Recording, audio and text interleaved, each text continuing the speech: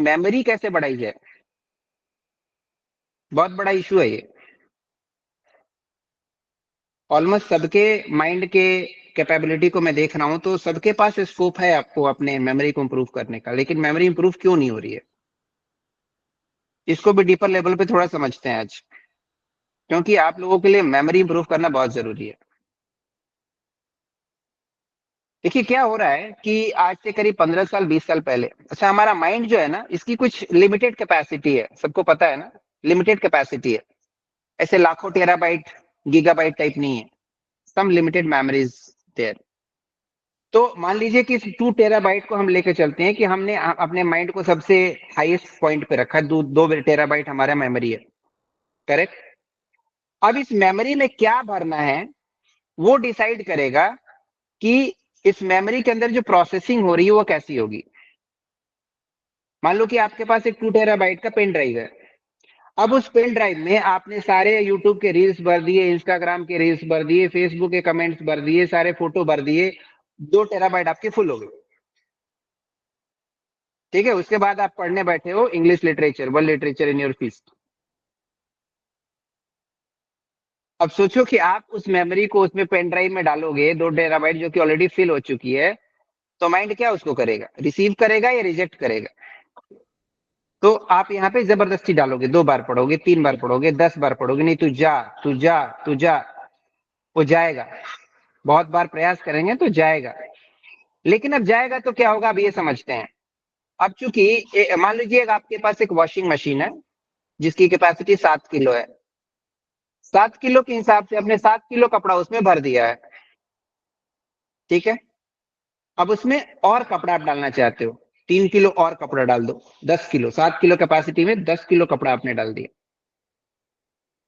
तो अब कपड़ा जो है वो अंदर अंदर घूम रहा है, घूम रहा है, तो उसका जो कंसिस्टेंसी है वो बढ़ा या घटा, घट जाएगी, कंसिस्टेंसी उसकी घट जाएगी, एफिशिएंसी उसकी घट जाएगी। इसको कहते हैं मेमोरी लॉस। जैसे ही हमने जितनी कैपेसिटी थी उससे ज्यादा काम उसको दे दिया तो मेमोरी लॉस होने लगती है, उसकी एफिशिएंसी घट जाती है, पोटेंशियल उसका घट जाता है, और चीजें और उलझ जाती हैं। जितनी इंफॉर्मेशन पहले थी उसमें और ज्यादा इंफॉर्मेशन डाल दिया तो क्या होगा, वो पूरा उलझ जाएगा। और क्योंकि ब्रेन का काम क्या है, डेटा को प्रोसेस करना, ये एक डेटा प्रोसेसिंग मशीन है जो कि हमेशा ही डेटा को प्रोसेस करते ही रहती है, करते ही रहती है। जो डेटा उसमें डालोगे उसको प्रोसेस करेगी। तो 7 केजी डेटा डाला तो भी प्रोसेस हो रहा है, 10 केजी डेटा डाला तो भी प्रोसेस हो रहा है। लेकिन जब 10 केजी डेटा गया उसमें तो प्रोसेसिंग क्या हो गया, और ज्यादा उलझ गया, ठीक है।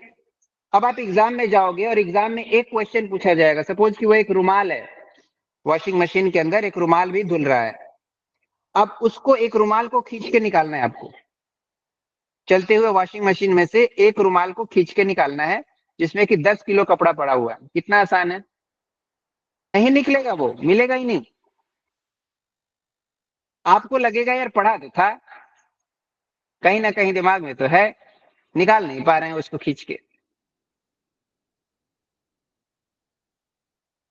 तो इसका मतलब मेमोरी में प्रॉब्लम नहीं है, प्रॉब्लम है डेटा ज्यादा डाल रहे हैं इधर। अगर उस वॉशिंग मशीन को बंद कर दिया जाए, सेटल डाउन हो जाए, तो कितना आसान हो जाएगा उस कपड़ा को निकालना, फिर आप निकाल पाओगे। तो मेमोरी इंप्रूव करने के लिए जरूरी है कि जो डेटा इधर डाला हुआ है उसको रिलीज किया जाए, खाली किया जाए। खाली कैसे होगा, 2 टेराबाइट के पेन ड्राइव में 2 टेराबाइट ऑलरेडी डाला हुआ है, खाली कैसे होगा। मैं बता दूं, दुनिया में कोई मेडिसिन नहीं है खाली करने की, मेमोरी को डिलीट करने की कोई दवाई नहीं है। एक ही तरीका है, जो डेटा आप डाल रहे हो उसको डालना बंद कर दो कुछ दिन के लिए, रिड्यूस कर दो। तो भगवान ने एक ऑटोमेटिक सिस्टम दे रखा है माइंड के अंदर फॉरगेटिंग का। कुछ दिन बाद आप चीजों को भूलना शुरू करते हैं, भूलना मतलब डेटा खाली हो रहा है। आप जितना ही चीजों को भूलेंगे उतने डेटा खाली होगा और नया चीज उसमें डाल सकते हैं। Forgetting is a bliss for human being.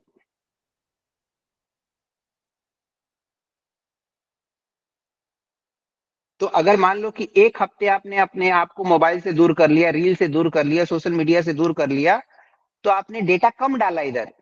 Data कम ही डालना है। Human mind is not a computer कि आप जितना चाहो डेटा उसमें डालते रहो और प्रोसेस करता रहेगा। Otherwise it will turn into over thinking. How many of you are thinkers? Raise your hand. Thinkers. इतने देर से मैं जो इतनी बातें बता रहा हूं, क्या आप कुछ एक्स्ट्रा सोच नहीं रहे उसके बारे में? Are you not creating any thought in your brain? आप सोच इसलिए रहे हैं क्योंकि मैं इधर से कुछ इंफॉर्मेशन दे रहा हूं। Exactly, yes. आप सोचते इसलिए हैं, जब आपके पास कोई इंफॉर्मेशन आएगा तभी आप सोचेंगे। No information no thought. तो आप सबने हाथ उठाया that you are a thinker. Let me complete. You are a thinker, but how many of you are over thinker?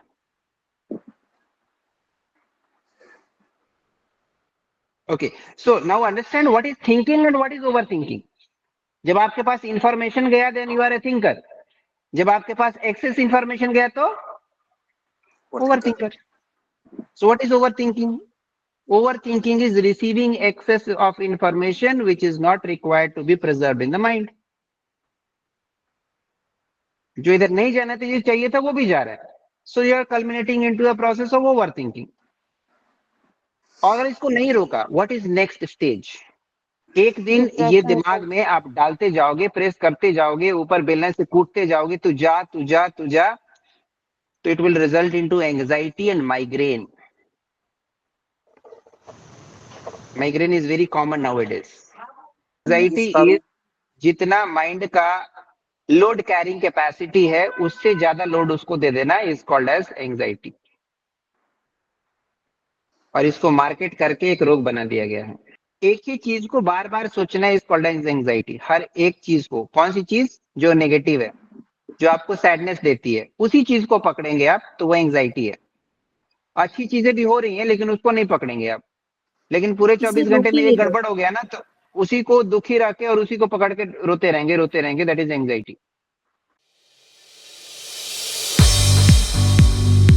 तो इसको जिम के एग्जाम्पल से समझते हैं। मान लीजिए कि अभिशेष, अभी आप कितना वजन उठा पाएंगे बोरी सर के ऊपर? 50 किलो। हाँ 60-65। ठीक है, चलो 65 मान लेते हैं। लेकिन मैं अब कह रहा हूँ कि अभिशेष कल से आपको 100 किलो उठाना है। नहीं होगा सर, क्योंकि हैबिट ही नहीं है। बोलोगे ये कैसे होगा? आकांक्षा यही तो कह रही है कि सर मल्टीपल टास्क करने हैं, हो नहीं रहा है। यही तो हो रहा है। 100 किलो का वजन आपने उठाने का प्रयास किया और आपकी कैपेसिटी 65 किलो की है।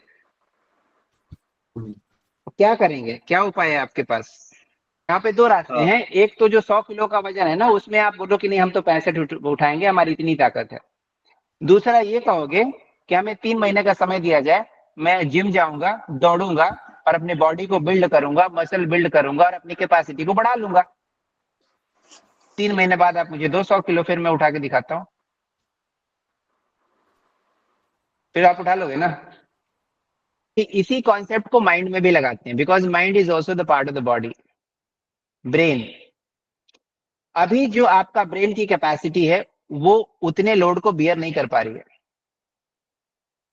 तो क्या करना पड़ेगा? ब्रेन की कैपेसिटी को बढ़ाना पड़ेगा। 2 टेराबाइट की मेमोरी है ना, उसके कौन कौन से सोर्सेज हैं जिससे वो भरती है? कितने रास्ते हैं जिससे वो भरती है? जितने हमारे सेंस ऑर्गन्स है ना, अगर वो इन्वॉल्व है तो मेमोरी वो भर रही है। तो फिर से हम वॉशिंग मशीन पे चलते हैं। जब आप बाहर बाजार में घूमने जाएंगे ना, तो कपड़े कम गंदे होंगे, ज्यादा गंदे होंगे? और ज्यादा गंदे होंगे तो वॉशिंग मशीन को नॉर्मल लेवल पे चलाएंगे कि हार्ड लेवल पे चलाएंगे? हार्ड लेवल पे चलाएंगे। हार्ड लेवल पे चलाएंगे तो और तेज चलेगा, फास्ट चलेगा। इसका मतलब जैसे ही आप बाहर गए, लोगों से मिले, एनवायरमेंट से मिले, तो ब्रेन ज्यादा गंदा हो गया, ज्यादा ओवरलोडेड हो गया। अब ज्यादा फास्ट प्रोसेस कर रहा है, प्रोसेसिंग इसकी फास्ट हो चुकी है। अब क्या करना है? वॉशिंग मशीन को हमें बंद करना है, इस प्रोसेसिंग को बंद करना है, मतलब कि थॉट प्रोसेस को साइलेंस करना है। कैसे करेंगे? सेटल डाउन करना है तो कैसे करेंगे? साइलेंस एंड मेडिटेशन, 2 ही तरीके हैं इसको शांत करने के। प्रॉपर गाइडेंस के साथ मेडिटेशन एंड साइलेंस, तो वो शांत हो जाएगा। जब आपका वॉशिंग मशीन शांत हो जाएगा ना, तब आप उसमें धीरे धीरे चीजें डाल सकते हैं और आराम से निकाल सकते हैं। एग्जाम में अच्छा परफॉर्म करना है तो क्या करना पड़ेगा, इसको शांत रखना पड़ेगा। जो थॉट बहुत तेजी से वॉशिंग मशीन चल रही है ना, हार्ड वॉशिंग मशीन, उसको शांत करना है, बंद करना है, स्विच ऑफ करना है। उसके बाद जो इन्फॉर्मेशन डालेंगे ना, तो एक रुमाल भी आराम से निकाल सकते हैं, क्योंकि वो शांत है, चल नहीं रहा। तो जब आप मेडिटेशन करते हैं ना, साइलेंस रखते हैं, तो आपके थॉट प्रोसेस सेटल डाउन हो जाते हैं। और अगर ये शांति कुछ दिनों तक बनी रहती है, तो मेमोरीज धीरे धीरे डिलीट होने लगती है और जगह बनने लगता है, ताकि नए डेटा को उसमें डाला जा सके। मेमोरी को इंप्रूव करने का सबसे अच्छा तरीका, अपने डेटा को खाली करो और माइंड को साइलेंस रखो, पीस ऑफ माइंड। इधर जैसे अभी अभिशेष ने कहा कि सर 2-2:30 बजे तक नींद ही नहीं आती, क्यों नहीं आ रही है? डेटा प्रोसेस हो रहा है। जब माइंड शांत होगा तो नींद आएगी ना, डेटा प्रोसेस हो रहा है। लेकिन जैसे आप मेडिटेशन में आते हैं, नींद आनी शुरू हो जाती है, बहुत नींद आ रही है, बहुत नींद आ रही है। सर अब जब आप मेडिटेशन में आते हैं, योगा के अंदर आते हैं, तो बॉडी तुरंत ही उसको शांत करने की कोशिश करती है। शांत होता है, नींद आनी शुरू। और जितनी पास्ट में 2 साल 3 साल आप नहीं सोए, वो सारी नींद बॉडी रिकवर करता है। शुरू में 2-3 महीने तक नींद ही नींद, नींद ही नींद, खूब नींद आती है, क्योंकि हीलिंग उसके बाद शुरू होगी। जो डिप्राइवेशन हुआ है ना, वो पूरा हो जाएगा, फिर हीलिंग हीलिंग आपकी शुरू होगी, मेमोरी पावर बढ़ना शुरू होगा। तो जब इस पूरे सेशन को आप 1 साल करेंगे योगा और मेडिटेशन में, तब आपको पावर बिल्डअप होना शुरू होगा, माइंड का पावर बिल्डअप, बॉडी का पावर बिल्डअप। तो आप 100 किलो का 500 किलो भी उठा पाओगे।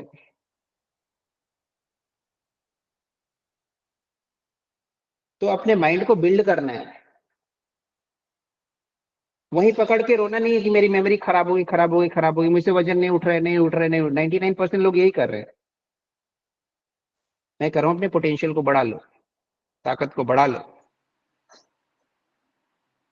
एक लाइटर है, ठीक है, लाइटर हमने जला रखा है और लाइटर पानी में गिर गया। अब उसको जला रहे हो, जल नहीं रहा, चल नहीं रहा, तो क्या करेंगे? यस एक सर। और लाइटर की जरूरत है यहाँ पे, राइट? अब यहाँ पे किसी एक की जरूरत पड़ती है, जो आपके हाथ पकड़ के कहे कि कुछ नहीं, चलो फिर से चलते हैं, फिर से खड़े हो जाओ, फिर से शुरू करते हैं। ये वैसा मुकाम होता है जहां पे लोग क्विट कर देते हैं। आप जब तक लोअर एनर्जी में है, तब तक आपको लग रहा है कि आपके पास कैपेसिटी नहीं है। जैसे ही आपके पास कोई हायर एनर्जी वाला है, आपके पास कैपेसिटी है।